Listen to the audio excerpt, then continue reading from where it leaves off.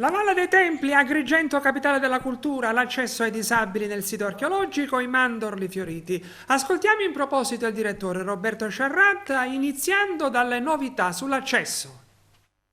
Questo è un progetto a cui ho lavorato io da tempo e noi abbiamo reso la valle accessibile in maniera assoluta e senza l'ausilio di nessuno. In ultimo abbiamo realizzato un'app per i sordi e per i non vedenti, teatralizzata, gratuita. Abbiamo messo nel nostro parterre di carrozzine elettriche, ne abbiamo comprate altre due e soprattutto abbiamo iniziato i lavori al Museo Griffo, un progetto di 500.000 euro per l'abbattimento e l'accessibilità per i non vedenti. Questo progetto terminerà a metà aprile e a maggio ci sarà l'inaugurazione. Per noi è capitale della cultura ogni giorno perché noi abbiamo tre direttive importanti: tutela, salvaguardia e valorizzazione, quindi per noi è ogni giorno. In questo momento il parco, sia con i propri fondi che con i fondi della regione siciliana, ha realizzato 4 mostre, due importantissime: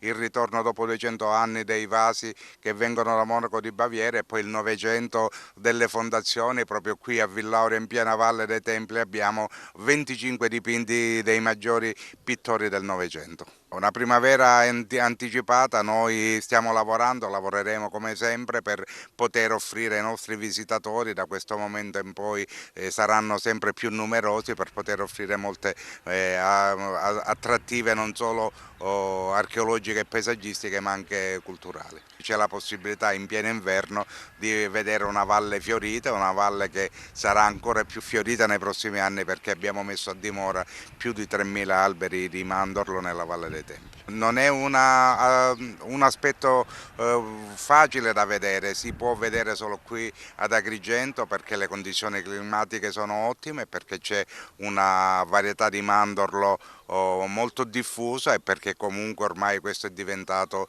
una delle peculiarità particolari di questa Valle dei Templi.